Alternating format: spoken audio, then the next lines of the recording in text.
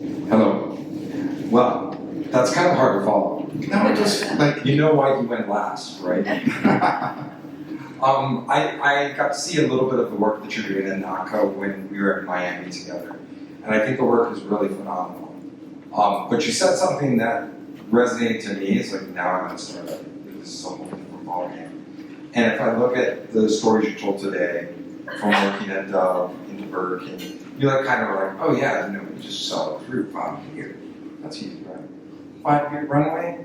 That can't be easy to sell in. Like, for the brands here that don't have like an investment purpose, they don't have a structure in place like that. What's your tip to like really get somebody to come in? Because that's not a small thing to sell. no, it's hard. And like Unilever was easy because I think that the whole company was grounded on purposeful brands and doing good. On Activision, on COD, on Call of Duty was easy because they were already doing the work. I just unlocked like, hey, let's talk about it. Yes. I think that on NotCo, like people are obsessed with sustainability. But the hard one was BK in the beginning. After, like, so it was a journey really, like to convince people. We didn't start by, we didn't agree that we would remove artificial ingredients on day one. It was not even on month one. It wasn't even on the first quarter. It took a long time. And it was not a one person's job. I was leading the charge, and I can be incredibly annoying. Like when I put something in my mind that I think we have to do, and I enlisted people who is, and I tried to speak the language they understood. It was not just like, hey, I think this is the right thing to do. That doesn't get you very far. You know what I mean? Like I showed to them that one of the main barriers of all the new generation that was coming was exactly what we had to tackle. Because if we didn't do that, and hopefully people who were there would be there for more than 5 years, in 5 years' time it would bite us back big time. I was there for 7.5 years, and I'm still have a great relationship with the guys who were there, the CEO, CFO, everyone. So it took time. And it was like bouncing, like trying to do it, not, like, it's not easy to go and say, hey, I want to remove artificial ingredients, which means that from now on, we need to refrigerate mayo. Like, what? We have like 15,000 restaurants. We need to change the procedure in every single restaurant, and the whole supply chain will need to be refrigerated for one ingredient. That's just one ingredient out of every single ingredient that we have to touch. Like, and how much does it cost? $20 million? It was probably more than that.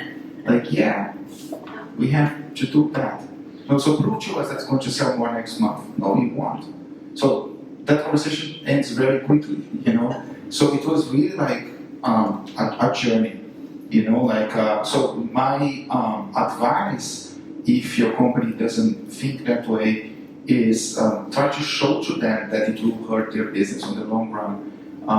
And know that it will take time, and you need to be resilient and finalize internally so that you're not fighting that one alone. I think that's really interesting. And the other part I thought that was unique is it wasn't so much saying our purpose as a brand or a product like them.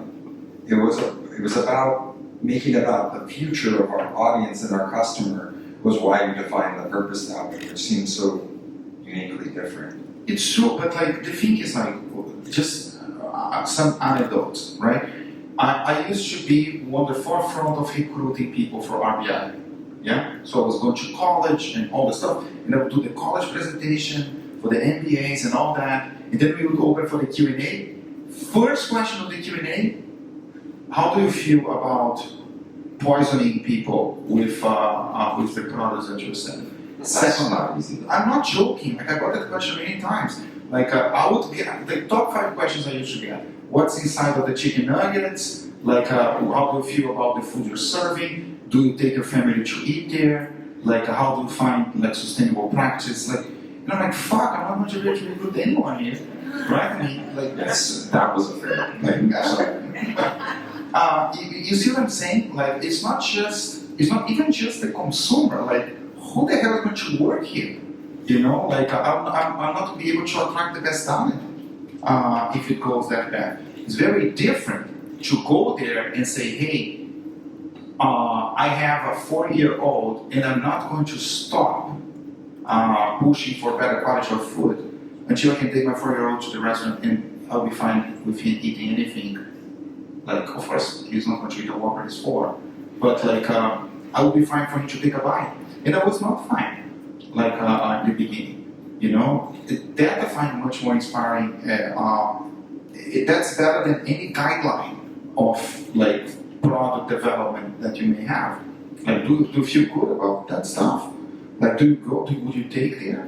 Like I wouldn't. It was a journey and it was a process, and I think that they understood and they bought it, and then it became much more powerful. Yeah, that's really cool. I take that same experience though, and I liken it to coming to NotCo, and you have a really fantastic brand purpose. You didn't put it up on the screen, I thought you were going to. So share with us that brand purpose. Yeah, the purpose is like to completely change the food industry 1 month at a time. Because delicious now. Yes, because it's driven by taste. You know what I mean? Like I don't think like, look guys, I've been on focus groups where we're testing like a sustainable straw, and people get mad. You know, like at a focus group, like, do not fucking touch my straw. Just yelling at the mirror. You know what I mean? Like, people are hardcore, man. Like like when I was in Liverpool, we would test. Like, hey, we have here a packaging that's fully recycled. The product will increase by 5 cents. No, it's your responsibility as a brand. It's not going to put like the 5 cents on me. You know what I mean? No one. Like you need to find a way to do it, and it's not easy. So I don't think like I think that the challenge was like, how can I find a straw that's sustainable and the people are not going to even notice? You know what I mean? Like, so there's no trade-off. Like, so it's kind of like reframing the whole thing. You know, like even on NotCo, you know, like on NotCo, the product is sustainable. I want the label to have less ingredients. I want the packaging to be more sustainable. You know, like it's no one is perfect. You know, but I think that there are companies that are trying to address the issues and make the world a bit better, and there are companies that don't. Like, and I think that you can be a driving force, be the change you want to see around you, and be a driving force where you're working. And if it doesn't work, maybe that place is not for you. You know, go to work another place, it's probably grow more share than this place where you are. No, that's true. The thing I thought most interesting of the last talk that I heard from you was just this concept of like, NotCo isn't about speaking to vegans or speaking to people who are against meat. And with such a general purpose, that kind of translates, right? Like, it's like, okay, everyone wants a more delicious, sustainable mouthful. But how does that actually come out of your work? Or how do you think about that as it pertains to your campaigns, your creative, everything? It's a really good question. Like, just as an example, like most of my vegan friends, they don't eat plant-based beef. Okay? Like, they stopped eating beef 20 years ago. They don't like the taste anymore. So it's not because I'm giving them an option that doesn't have beef that now the person is going to eat. They don't. The main target audience so far of like plant-based products is what we call flexitarians. It's people like me who eat beef or milk or drink milk or whatever, and you're trying to reduce that a bit for the environment because you also think it's healthier, whatever reason you may have. Like, if I want to convert, on my mind, if I want to convert and create a much bigger impact than even flexitarians is, I need to create food that's fucking irresistible in terms of taste. And it happens, it's plant-based. You know what I mean? Like, because I'm not going to be able to convince the population, you know, like just because there are people who won't care, or that's not going to take a trade-off, or they may, like it's today it's still a little bit more expensive. So there are many barriers. You know, now I know that taste is the main trigger.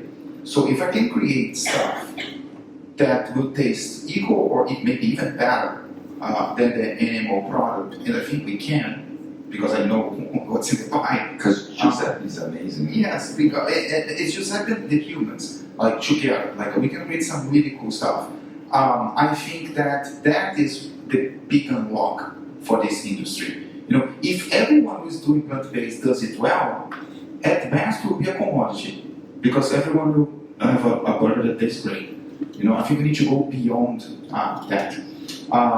And I think that the interesting challenge to me is, like, the stuff that I'm most proud of that I did in my career was not expensive, right? So I thought, well, then if I go to a startup, I'll be able to do the same, hopefully the same caliber of work and have a disproportional growth, because there is much more upside potential than in a Unilever, which is already like so large. So many things that we did were like but the AI thing that we did was like done in mid-journey. Like, it was not expensive at all to do it. So it can be done, and I know that you believe on that too. Like, we spoke. Very much. Yeah, I think, has anyone here used Midjourney? I'm just curious. Crickets. One person, 2 people. Great. All right. Try it. Change your life. It's awesome. It'll change your life. It's a black hole. Like I started to use, and I need to buy a signature of this thing, and it was hours and hours and hours and hours and hours. Like we are like NotCo's very into AI, right? I mean, it's the company is grounded on that. When I interview people for my team, I ask them, "What's your favorite prompt? Like, what is tell me like the funniest prompt you did that you're asking Midjourney to do something and it gives something," because sometimes Midjourney doesn't understand what you're asking. It can be really funny, like the type of image that comes back. Like, I interview asking those questions because I want people who are super curious about like what's going on. What's your best response thus far? It was like we were talking about Call of Duty, and the guy was trying to do. It's very Call of Duty, but like the guy was trying to do. When you play Call of Duty, there are a bunch of chicken, okay, in the map. And there are some people who shoot the freaking chicken, like which doesn't score a point or anything. And he was trying to create an image with soldiers and the chicken, and Midjourney was creating, and she showed me the pictures. It was creating soldiers that were chicken, And it's kind of silly, but if you look at the image, you will find it funny because it was kind of funny. Well, I think that, when you think about the future marketing organization, you think about brand purpose and what it means to what you're doing. Like, you have to ask yourself different questions. You have to ask different interview questions. And that's what I'm passionate about as a creative. So thank you so much for sharing, because I know we're a little bit over on time. But if we have time for questions. Yes. Don't be shy. Anyone? We know that the cocktail coming next, but like we can do some questions. The fun guy. Let's go. Thank you. Well, it was a really inspiring story. Thank you, Fernando. And I something I love, and then a question. What I love is that you're continuing throughout all the companies you've worked with the narrative of what effect purpose has internally, which a lot of people I think overlook. But you're talking about talent retention and energizing them. With Burger King, you talked about future retention and the excitement for the not people. I just think that we overlook that sometimes. It's really important. So thank you for that. And then how are you getting to such great creative? What's the secret? Is it the brief? Is it the attitude? Is it the agency? Is it the... I love that question. Yeah. The question was, how are you getting such great creative out of your teams? It's a combination of things. I think having clarity on the tone and the positioning of the brand. I think that the brief, like the amount of shitty briefs that I see around, it's like the amount of shitty briefs that I wrote. You know what I mean? And working with the right people and treating those people as your team. You know what I mean? Like my creative teams, they are my team. I talk with them probably more than I talk to my own team, the internal people. I talk to them like all the time, and I get involved. And by the way, I am obsessed about creativity and design, and throughout my career, because I think it's an acquired taste. I think I also developed my criteria by surrounding myself with people that are way better than I am. I was lucky to work with some incredibly talented people and learn a little bit from them. Also, like I look for being uncomfortable with what I'm doing. You know, like if I don't feel it, like people look at Moderator and like, oh, you guys are so brave, like you're fearless. I'm like, what are you talking about? I was shitting my pants. I'm afraid every time we do one of those. Like, it's not really about being fearless. It's about knowing that fear is just you're stepping into the unknown. And if it's unknown, it's because it's different. And if it's different, there's a higher chance it's going to work and be noticed.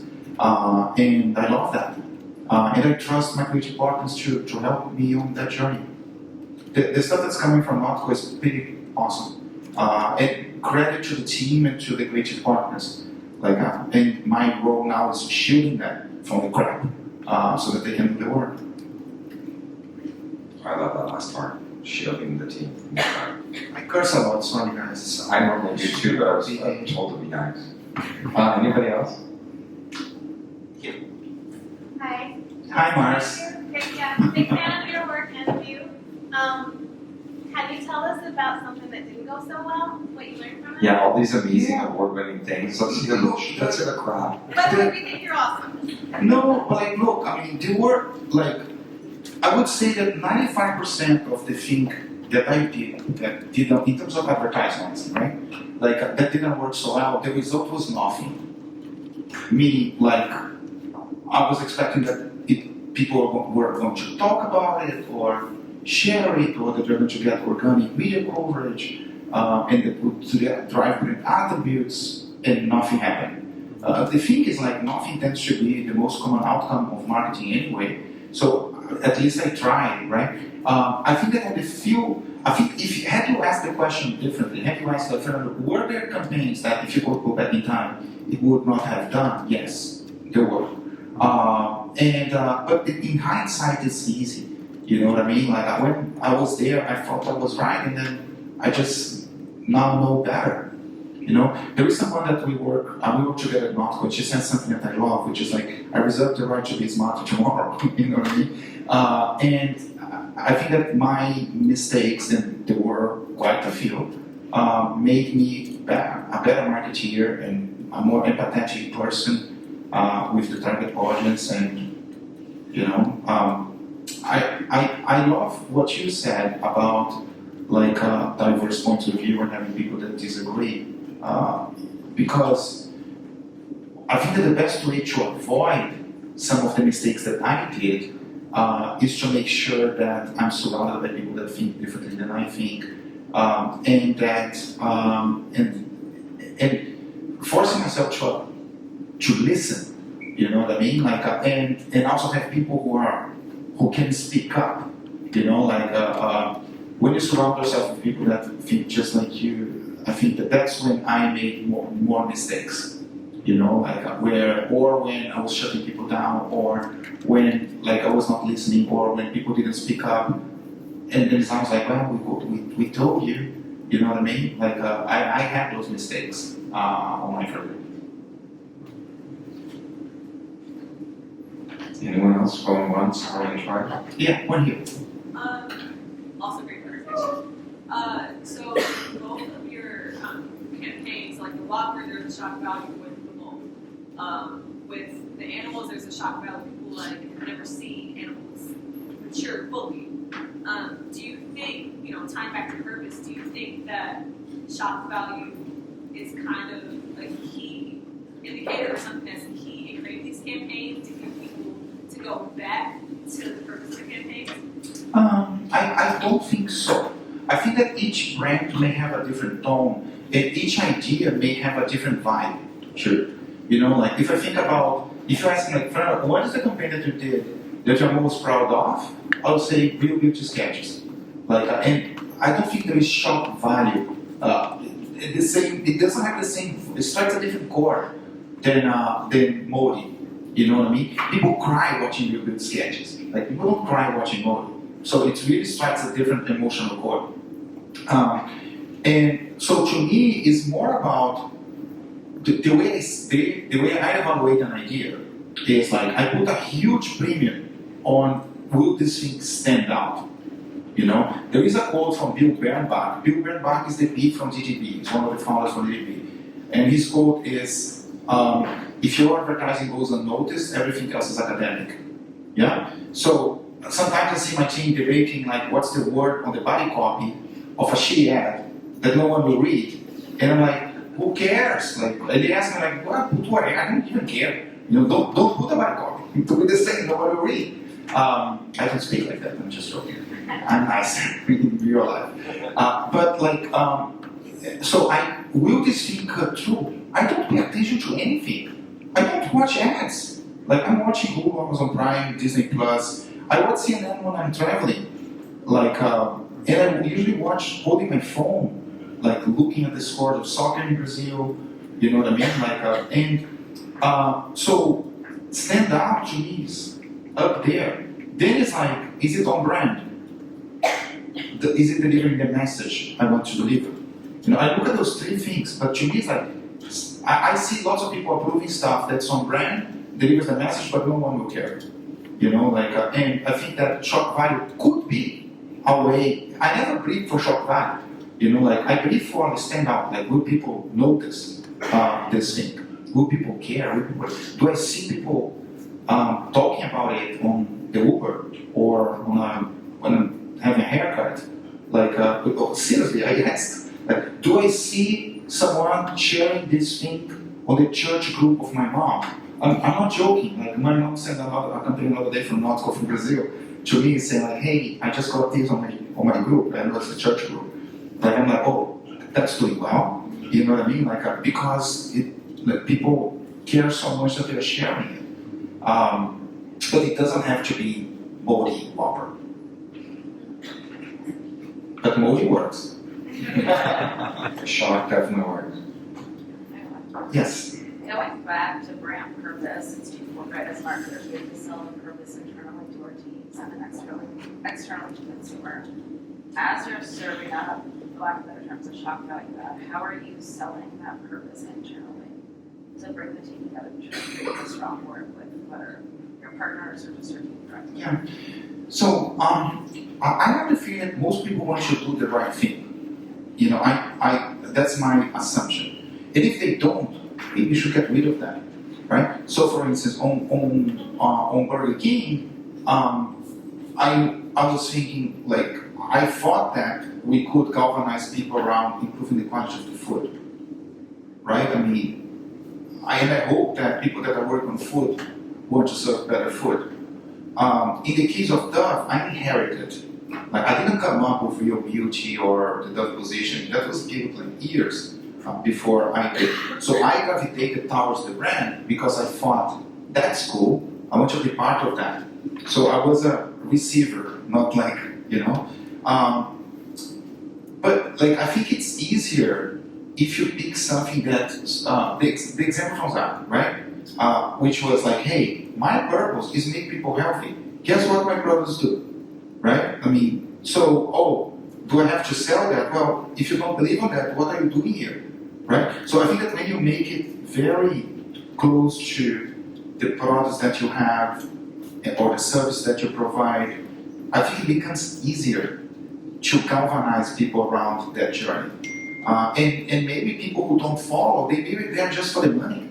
You know, like, or because they couldn't find another job, or because they want to live in that city, and I don't know, maybe like Darwin will filter that out. You know, I don't know if that helps answer the question. One more. One more. Between your international experience, how do you find experience in Brazil or Latin America is different than the open-mindedness you find here in the States, or is it contrasting? Ooh. How do I answer that without annoying the hell out of everyone who is American here? Así en Panamá, pero ¿qué otro? Yeah. God. Finally speechless. My wife is Australian. Yeah. We have 4 kids. sometimes I tell her, hey, I think at some point you should live in Brazil. And she's like, why? Why would you do that? Because like safety and this and that. And I say like, I think Brazil taught me a level of street smartness that I don't think our kids will learn here. And I hope that doesn't offend anyone. But like, I went through, like, I find, when I compare my childhood in Brazil with a childhood that my kids have here, they have it easy. You know what I mean? Like, I don't want anyone to feel sorry about me or anything like that, but it was tougher there. You know what I mean? Like, I had to put money on my socks every day to not be mud. Like, I had to, bullying in Rio, where I was growing up, was hardcore, man. Like, I'm not saying like everyone should go through bullying and put money on the socks, but like, I think it made me,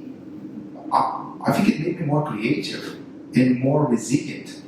You know what I'm saying? And I think that growing up, I always wanted to live in different places. And in Brazil, I lived in many different places. I was born in Rio, I lived in the Amazon, I lived in Bahia, with the Northeast, I lived in São Paulo, in Campinas. My dad was in the army, so we had to move around quite a bit. And I think that helped shape who I am.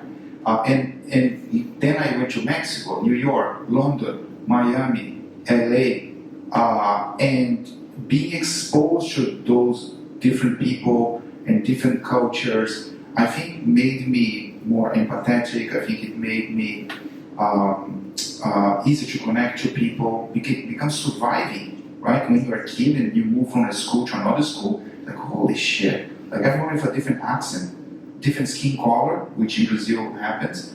Like so, it's a very specific case, but I think that there is a lot of the creativity that comes from Latin America that has to do with the street smartness and how to overcome barriers, because they will be thrown one after another in front of you.